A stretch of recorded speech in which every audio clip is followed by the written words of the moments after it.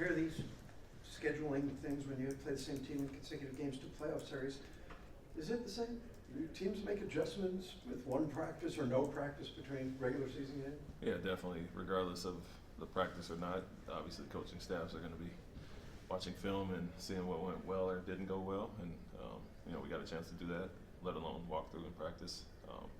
So yeah, there's a ton of adjustments that can be made, things you did well, but obviously things you can do better. So it doesn't have the same implication, but the same strategy behind it. Is it an exaggeration to say like a playoff series? Not at all. I think anytime you get a chance to see the team in the next game, we saw things we did well and guarded well overall, but just made some adjustments in the fourth quarter that worked out well for us, and we'll start the game with those tonight. When you were a player, what were your off seasons like, and is that different now? Do you think how players prepare in between seasons? It depends on who you're playing with and how much time off you have, I guess. I played with San Antonio for 2 years where we got deep into the playoffs, and the following year I went to Sacramento and we were done by April. And so, if he remembers that, Tyreek's rookie year. So it depends on who you're with and the time you have, and it's obviously a little bit different here when I got hired in April. Guys were already back in the gym in May. Had been off for a month, plus the playoffs aren't even in the second or third round. So it depends on the team and younger guys versus veterans needing rest, and so I don't see a whole lot of change, just more so the situation and the team you're with. Did you do anything that was not basketball, judo or whatever, swimming, or did you have training regimens that were off the court? No, when I played, no, I didn't.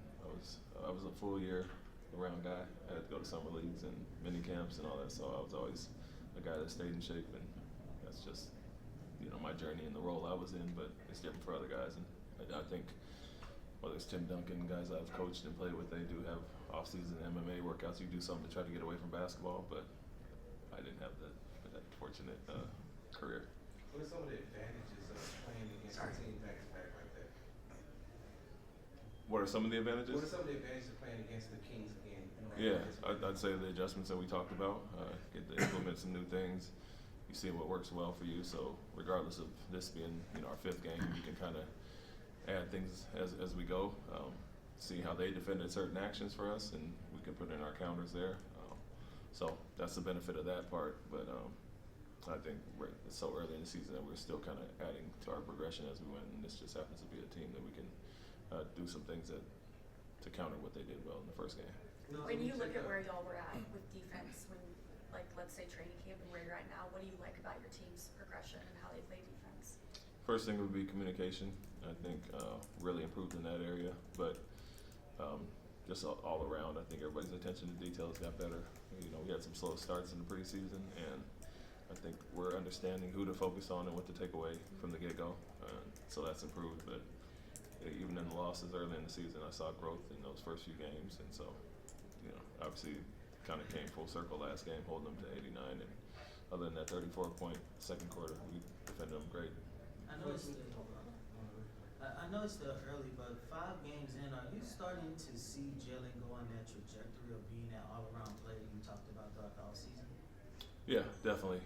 His reads are better. He's committed on defensive end better. Attention to detail focus has been better there. Not just him, but all the guys. I think we talk about Fred and Dylan being vets, and even just a learning curve for those guys. And so Fred is a guy who usually, Dylan's a guy who usually locked into a matchup, and we're asking him to communicate and switch more and do some things that he hasn't traditionally done. But for Alper and Jalen and Jabari, I think it takes a little bit longer for those young guys, and Jalen has committed on that end all around. Still finding his way there. I think the natural scoring will come eventually, and we'll find better ways to use him as well. But being unselfish and trying to make the right reads, but still want him to obviously be aggressive on the offensive end. To piggyback off that question, Coach, what I was going to ask you is, when you have a player like Jalen who came into this organization knowing that he was the go-to guy for the first 2 years, and now he finally has some help with Dylan, he has some help with Fred.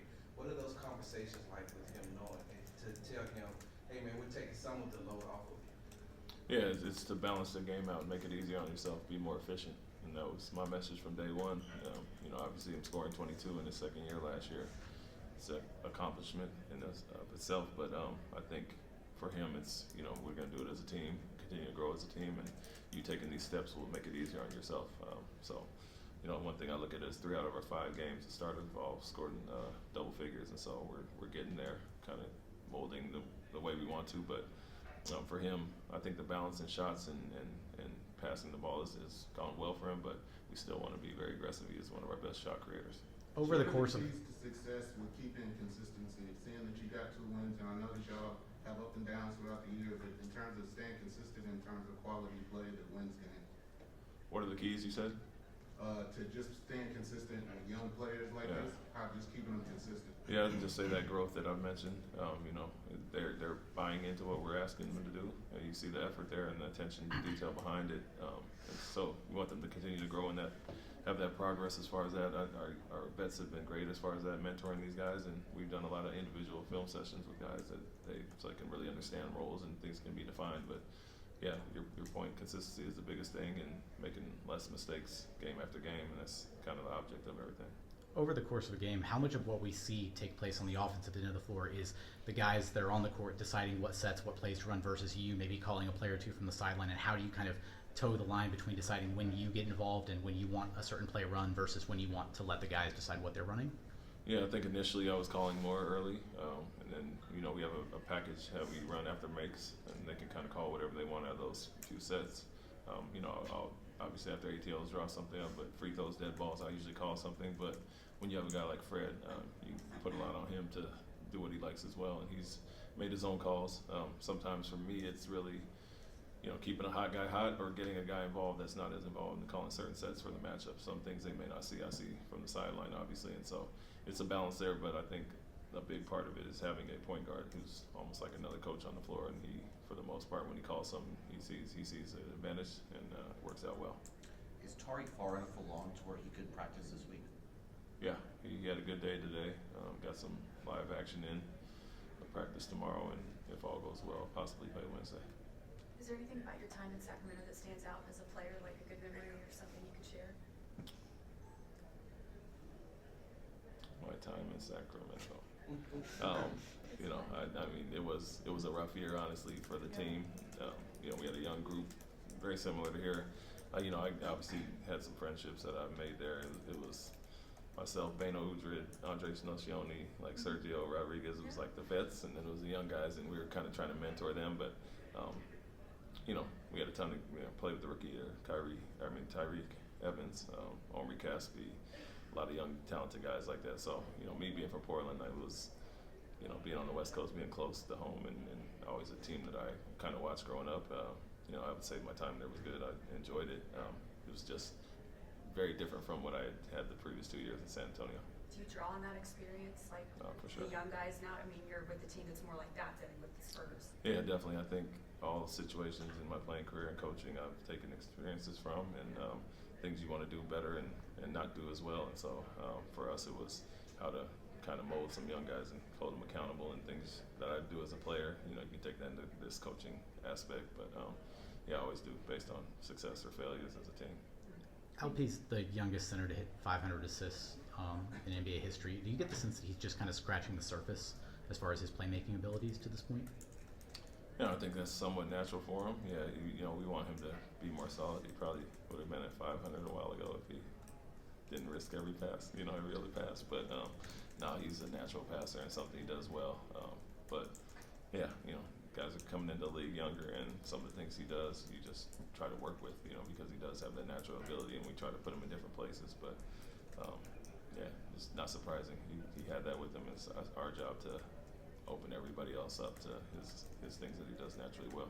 This may be a little bit off base, but do you see any Manu in his game a little bit in some of the ways that he makes plays on the floor? The risks that he takes, yes. That'd be the most common. Thanks, Coach. Thanks.